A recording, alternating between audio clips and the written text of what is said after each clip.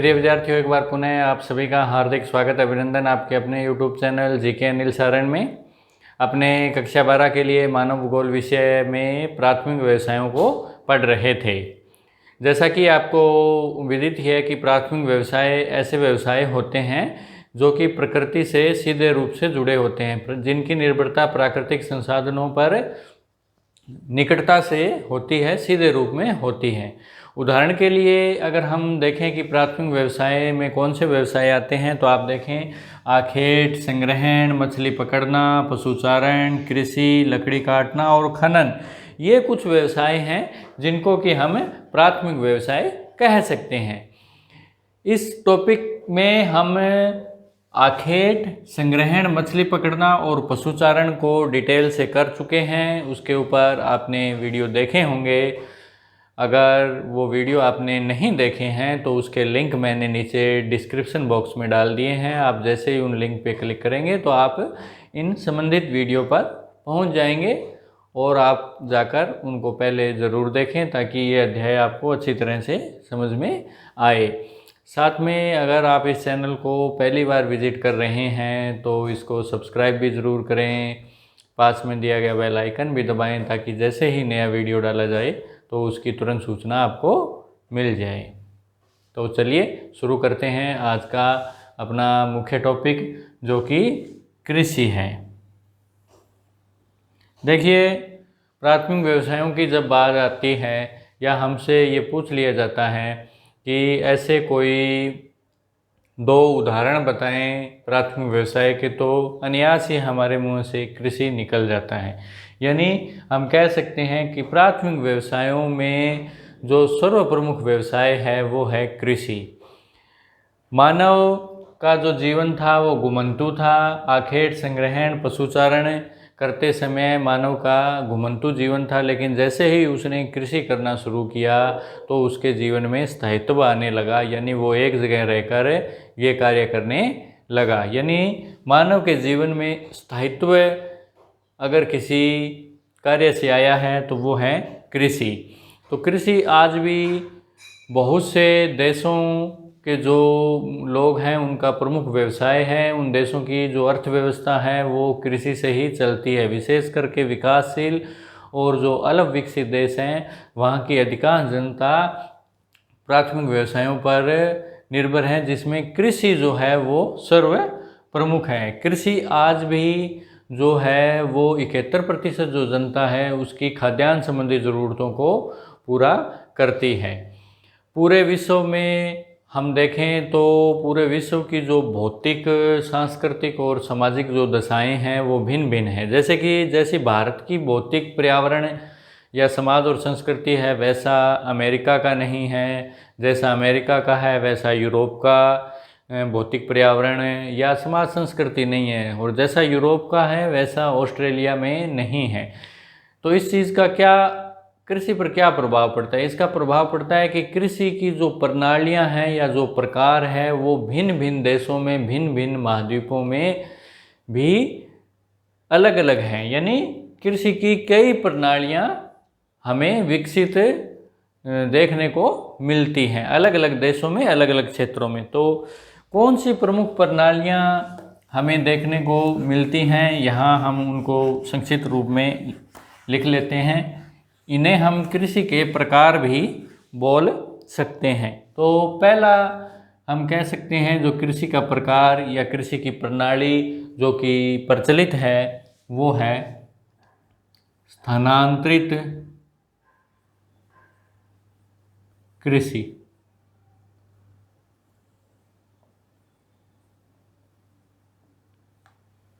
दूसरी कृषि का प्रकार हम कह सकते हैं वो है आदिम स्थायी कृषि।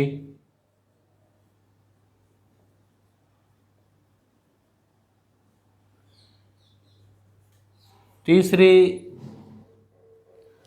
जो कृषि है वो है जीवन निर्वहन कृषि।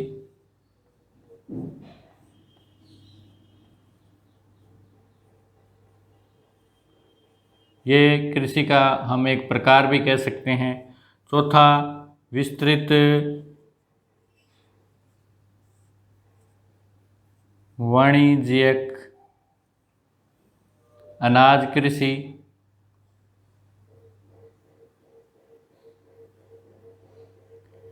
पांचवा जो हम कृषि का प्रकार कह सकते हैं वो है बागाती कृषि। एक कृषि का प्रकार होता है मिश्रित कृषि। इसके अलावा हमें दुग्ध कृषि, ट्रंक कृषि, ये सब कृषि के प्रकार हैं या कृषि की प्रणालियां हैं जो विश्व के भिन्न भिन्न भागों में प्रचलित हैं। इसके अलावा एक फलोद्यान कृषि भी प्रचलित देखने को मिलती है।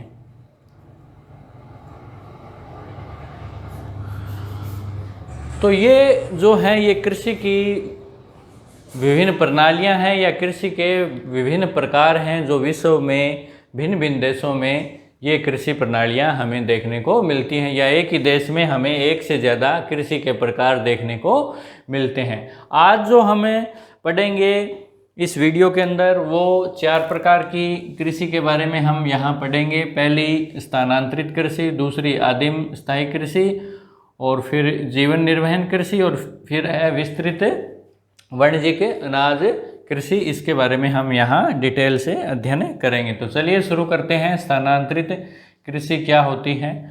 तो देखिए, स्थानांतरित कृषि जैसे कि नाम से ही स्पष्ट है कि ये एक ऐसी कृषि है जिसके अंतर्गत स्थान बदलकर खेती की जाती है। यानी व्यक्ति जो होते हैं वो एक जगह पर खेती करते हैं कुछ समय के लिए, और फिर वो जब भूमि अनुपजाऊ हो जाती है तो वो उसको छोड़कर दूसरी जगह चले जाते हैं। तो इस तरह की जो कृषि है वो उष्णकटिबंधीय वनों और पर्वतीय जो भूभाग है वहाँ की जाती है। इसमें ये क्या करते हैं, वनों को काटते हैं, उस वनों को काटने के बाद उनको जलाया जाता है, भूमि को साफ किया जाता है, फिर 2-3 साल वहाँ वो खेती करते हैं। जैसे ही भूमि अनुपजाऊ हो जाती है तो वो दूसरी जगह चले जाते हैं और वहाँ भी यही प्रक्रिया अपनाते हैं। यानी वनों को, पेड़ों को काटा जाता है, जलाकर झाड़ झंखाड़ साफ करके वहाँ 2-4 साल खेती करते हैं। तो स्थानांतरित कृषि में ऐसे स्थान बदल लिया जाता है जैसे ही भूमि अनुपजाऊ हो जाती है। तो इसको काटो एवं जलाओ कृषि, स्लेश या बर्न कृषि भी कहा जाता है। तो हम यहाँ इसकी कुछ प्रमुख विशेषताओं को लिख लेते हैं कि स्थानांतरित कृषि की प्रमुख विशेषताएं क्या होती हैं। तो आप देखें, इसमें जो भूमि है उसका आकार छोटा होता है, यानी खेतों का जो आकार होता है वो क्या होता है, वो छोटा होता है। एक विशेषता इसकी ये है। दूसरी विशेषता अगर हम बताएं कि स्थानांतरित कृषि की क्या है, तो ये एक पुरातन कृषि का प्रकार है जो ज़्यादातर जो आदिवासी जो जनजातियां हैं उन जनजाति के लोगों द्वारा ये प्रमुखता से की जाती है। तो इसमें जो तकनीक है वो पुरानी है, तकनीक पुरानी है, खेती को करने की तकनीक पुरानी है। औजार जो इसमें इस्तेमाल किए जाते हैं वो पुराने औजार इस्तेमाल किए जाते हैं, जैसे कि लकड़ी के फावड़े या लकड़ी की हल वगैरह, यानी पुराने औजारों का इस्तेमाल करते हुए ये कृषि की जाती है। इसके अंदर वनों को काटा व जलाया जाता है। एक विशेषता हम ये लिख सकते हैं कि वनों को काटा व जलाया जाता है। इसमें वनों को काटकर उनको जलाकर झाड़ झंखाड़ साफ करके 2-4 साल खेती करते हैं, फिर उस जगह को छोड़ देते हैं। जैसे ही वो भूमि क्या हो जाती है, अनुपजाऊ हो जाती है। इस खेती का अलग अलग भागों में अलग अलग नाम हैं, अलग अलग जो देश हैं, अलग अलग जो क्षेत्र हैं वहाँ इसके अलग अलग नाम प्रचलित हैं। जैसे इसको जो भारत का पूर्वी भाग है, पूर्वी भारत में जिसमें कि हम असम, अरुणाचल, नागालैंड, त्रिपुरा, मणिपुर, मिजोरम जैसे राज्य ले सकते हैं, वहाँ इसको झूमिंग खेती कहा जाता है। इसको झूमिंग कृषि बोला जाता है। इसी तरह जो यूएसए यानी संयुक्त राज्य अमेरिका व मैक्सिको जो देश है, वहाँ पर इसको मिल्पा बोलते हैं। इसको बोला जाता है मिल्पा। इसी तरह जो मलेशिया और इंडोनेशिया है, ये दो देश हैं, मलेशिया व इंडोनेशिया, एशिया महाद्वीप के। यहाँ पर इसको बोला जाता है लदांग। और जो वियतनाम है, वहाँ इसको रे कहा जाता है। यानी अलग अलग क्षेत्रों में इसके अलग अलग स्थानीय नाम हैं। जैसे कि हमने बिलो में जब पढ़ा था चैप्टर, तो उसमें हमने देखा था कि वहाँ भी स्थानांतरित खेती प्रचलित है, जिसके स्थानीय नाम दजिया और चिमाता है। तो इसी तरह स्थानांतरित खेती के अलग अलग क्षेत्रों में अलग अलग नाम देखने को मिलते हैं। इसके अलावा ये खेती जो अमेजन बेसिन है दक्षिणी अमेरिका महाद्वीप में, और एक है कांगो बेसिन है अफ्रीका महाद्वीप में। कांगो नदी का जो क्षेत्र है, बहाव क्षेत्र है बेसिन, उसमें भी ये खेती की जाती है। तो ये थी इस खेती की प्रमुख विशेषताएं। परीक्षा में हमें स्थानांतरित खेती के बारे में टिप्पणी लिखनी, या स्थानांतरित खेती के स्थानीय प्रचलित नाम, या आ सकता है कि स्थानांतरित खेती की 2 या कोई 3 विशेषताओं का वर्णन करें। तो आप यहाँ देख सकते हैं, इसको अपनी नोटबुक के अंदर आप नोट भी कर सकते हैं कि स्थानांतरित कृषि जो होती है उसके क्या क्या विशेषताएं होती हैं। तो चलिए हम आगे बढ़ते हैं स्थानांतरित कृषि के बाद में। अब हम दूसरी जो प्रमुख कृषि है, जो कि स्थानांतरित कृषि के बाद में शुरू हुई, सबसे पहली या पुरातन कृषि का जो तरीका था वो स्थानांतरित ही था। फिर धीरे धीरे क्या हुआ कि खेती का एक नया रूप सामने आया, जिसको बोला जाता है आदिम स्थायी कृषि। यानी जब खेती एक जगह रहकर की जाने लगी, स्थायी रूप से बसकर की जाने लगी, तो उसे आदिम स्थायी कृषि कहा गया। जब खेती एक जगह रहकर की जाने लगी तो आदिम स्थायी कृषि कहा जाने लगा। इसमें क्या होता है, इसमें जो भूमि का जो आकार होता है वो छोटा ही होता है, जैसा कि स्थानांतरित कृषि में होता है। लेकिन इसमें क्या होता है कि उस एक जगह रहकर ही खेती की जाती है। यानी सीमित मात्रा में जैविक खाद का उपयोग कर लिया जाता है, जैसे गोबर की खाद है, या जैविक खाद का उपयोग करके भूमि को उपजाऊ बना लिया जाता है।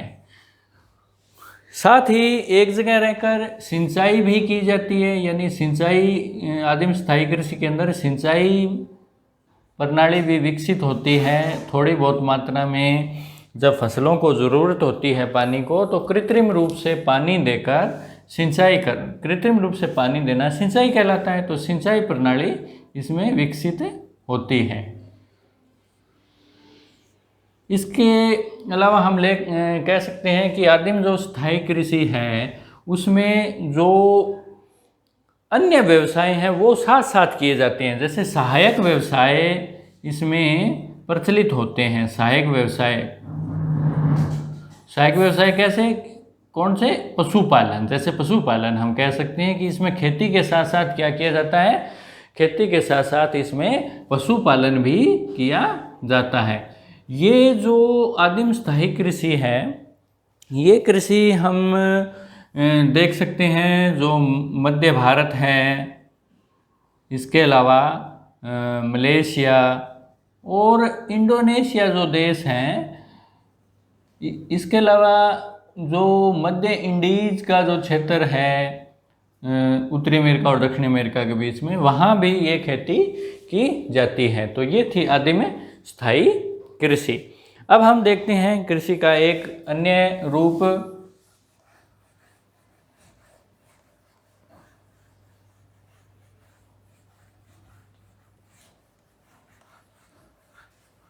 जीवन निर्वहन कृषि क्या होती है? जीवन निर्वहन कृषि, देखिए मनुष्य ने जो खेती का व्यवसाय शुरू किया था, कृषि का व्यवसाय शुरू किया था, तो उसका मुख्य जो उद्देश्य था वो था जीवन निर्वाह। लेकिन जैसे जैसे खेती बढ़ती गई तो मनुष्य को खेती से रोजगार भी मिलने लगे। अब क्या हुआ कि मनुष्य की खेती से भोजन संबंधी आवश्यकताओं की तो पूर्ति होने ही लगी, साथ ही खेती से उसकी अन्य ज़रूरतें भी पूरी होने लगी। ये कैसे संभव हो पाया कि उसकी भोजन संबंधी ज़रूरतों के अलावा अन्य ज़रूरतें भी पूरी होने लगी? ये संभव हो पाया जब खेती में अतिरिक्त उत्पादन होने लगा। यानी जब उत्पादन अतिरिक्त होने लग गया तो मनुष्य अपनी भोजन संबंधी आवश्यकताओं को पूरा करने के बाद जो बच जाता था उसको वो बाज़ार में बेच देता था, उससे उसको कुछ मात्रा में धन मिल जाता है और उससे वो अपनी जो अन्य आवश्यकताएं होती हैं उनको वो पूरी कर लेता है।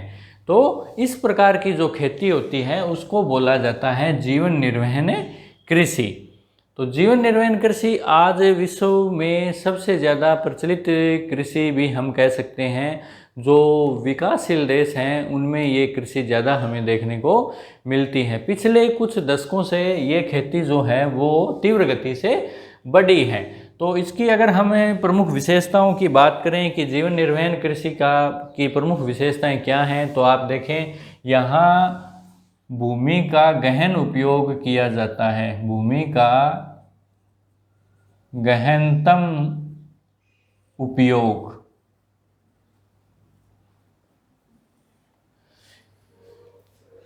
क्योंकि विकासशील जो देश होते हैं वहाँ जनसंख्या अधिक होती है, तो भूमि के ऊपर जनसंख्या का अधिक दबाव होने की वजह से भूमि का गहनतम यानी ज़्यादा से ज़्यादा उपयोग किया जाता है। इसको बोला जाता है गहनतम उपयोग। यानी यहाँ जो वर्ष में जो फसलें ली जाती हैं वो 2 या 3 ली जाती हैं। यानी फसलें, दूसरी विशेषता हम कह सकते हैं कि इस प्रकार की कृषि में 2 या 3 फसलें वर्ष में उगाई जाती हैं। यानी भूमि का गहनतम उपयोग करके साल के अंदर 2 या 2 से ज़्यादा फसलें उठाई जाती हैं। और हम इसकी क्या विशेषता करते हैं, तो गहनतम उपयोग होता है तो यहाँ जो सिंचाई है वो अत्यधिक विकसित होती है। सिंचाई प्रणाली अत्यधिक विकसित होती है यहाँ, क्योंकि गहनतम उपयोग तभी संभव हो पाएगा जब फसलों को पानी की ज़रूरत हो तो समय पर उनको कृत्रिम रूप से पानी लगाया जा सके। इसलिए यहाँ सिंचाई जो प्रणाली है वो अत्यधिक विकसित होती है। इसके अलावा हमें इसकी प्रमुख विशेषता ये बता सकते हैं कि यहाँ उन्नत जो बीज हैं, खाद हैं, वह जो कीटनाशक हैं उनका उपयोग किया जाता है। उन्नत बीज, खाद और कीटनाशक का उपयोग करके ज़्यादा से ज़्यादा जो उत्पादन करने का प्रयास किया जाता है। इसमें जो भू-जोत होते हैं, यानी जो खेत होते हैं भू-जोत, उनका जो आकार होता है वो छोटा होता है। यानी खेतों का आकार क्या होता है, छोटा होता है। और अत्यधिक मानवीय श्रम का उपयोग किया जाता है। यानी यहाँ जनसंख्या अधिक होने पर श्रम अत्यधिक व कुछ मात्रा में मशीनों का भी उपयोग किया जाता है।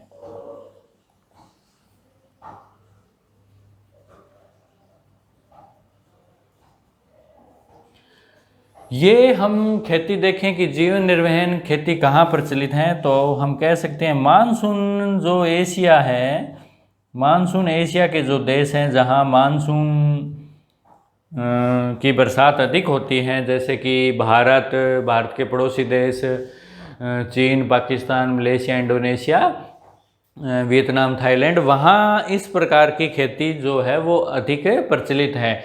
जहाँ वर्षा 100 सेंटीमीटर से ज़्यादा होती है उन देशों के अंदर चावल अधिक बोया जाता है, उनको चावल प्रधान जीवन निर्वहन कृषि वाले देश बोलते हैं।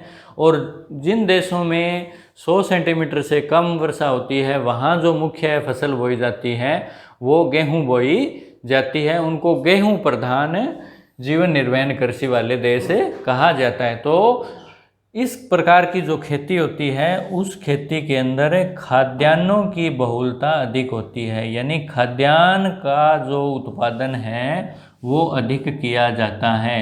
जैसे कि चावल है, गेहूं है, मक्का है, ज्वार, बाजरा, इन खाद्यान्नों का अधिक उत्पादन इस प्रकार की कृषि प्रणाली में किया जाता है। तो ये थी जीवन निर्वहन कृषि, जिसकी हमने यहाँ कुछ प्रमुख विशेषताएं लिखी। आप इनको अपनी नोटबुक के अंदर भी लिख सकते हैं ताकि परीक्षा के समय आप इनका दोहरान कर सकें।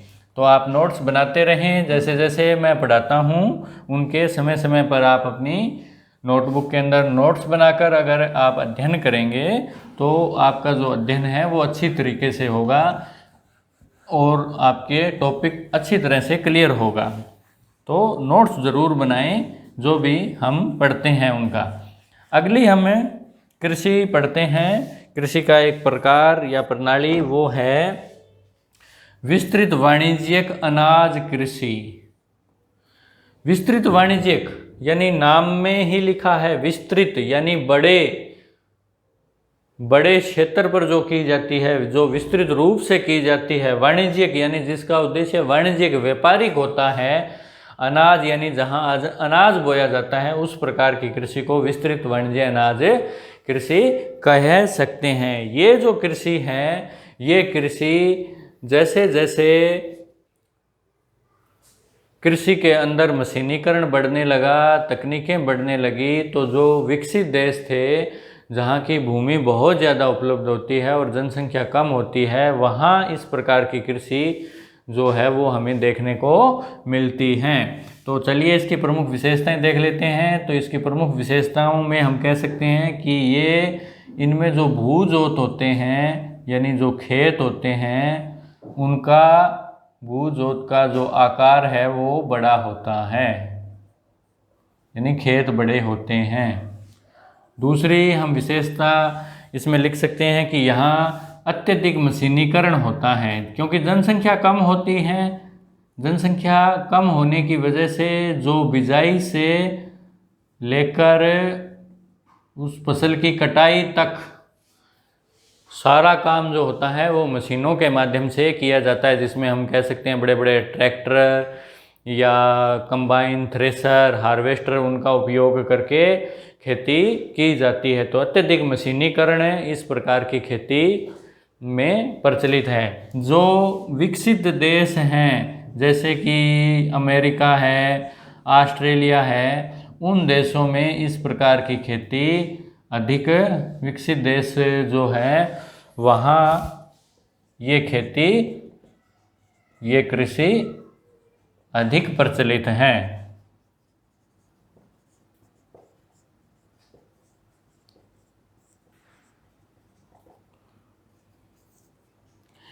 तो भूजोतों का आकार बड़ा, अत्यधिक मशीनीकरण, विकसित देश वहाँ ये कृषि अधिक प्रचलित है। ये इस कृषि की प्रमुख विशेषताएं हैं। इनका मुख्य जो उद्देश्य होता है इस कृषि का वो होता है व्यापारिक लाभ कमाना। व्यापारिक लाभ कमाना इस कृषि का प्रमुख उद्देश्य होता है। साथ ही गेहूं की प्रधानता होती है, गेहूं उत्पादन की प्रधानता होती है। इस प्रकार की जो खेती होती है उसमें गेहूं अत्यधिक उगाया जाता है। तो ये इस खेती की प्रमुख विशेषताएं हैं विस्तृत वाणिज्य अनाज कृषि। तो आज हमने 4 कृषि की प्रणालियों के बारे में, कृषि के 4 प्रकारों के बारे में विस्तार से पढ़ा, जिसमें हमने देखा कि स्थानांतरित कृषि क्या होती है, आदिम स्थायी कृषि क्या होती है, जीवन निर्वहन कृषि और विस्तृत वाणिज्य अनाज कृषि, इनके बारे में हमने जाना कि ये कृषि क्या होती हैं और इन कृषि की प्रमुख विशेषताएं क्या होती हैं। तो निश्चित रूप से आपको ये आज का लेक्चर अच्छी तरह समझ में आया होगा, ऐसी मुझे उम्मीद है। अगर आपने इस वीडियो को अच्छी तरह देखा है और ये जांचना चाहते हो कि आपने कितना अच्छी तरह सीखा, तो उसके लिए मैंने नीचे डिस्क्रिप्शन बॉक्स में आज के टॉपिक से संबंधित एक ऑनलाइन टेस्ट भी दिया है, तो आप वहाँ जाकर उस टेस्ट को ज़रूर करें, ताकि आपको पता लग सके कि आपने कितने अंक प्राप्त किए हैं। उस टेस्ट को जब आप करेंगे तो उन अंकों को आप कमेंट बॉक्स में भी ज़रूर लिखा करें, ताकि मुझे भी पता लगे कि ये टॉपिक जो मैं पढ़ाता हूँ वो आपको कितनी अच्छी तरह से समझ में आता है। तो आज के लिए प्रिय विद्यार्थियों इतना ही। मिलते हैं एक नए वीडियो में एक नए टॉपिक के साथ, जिसमें हम कृषि की अन्य 4 प्रकारों के बारे में विस्तार से पढ़ेंगे। तो आज के लिए इतना ही। धन्यवाद। जय हिंद, जय भारत।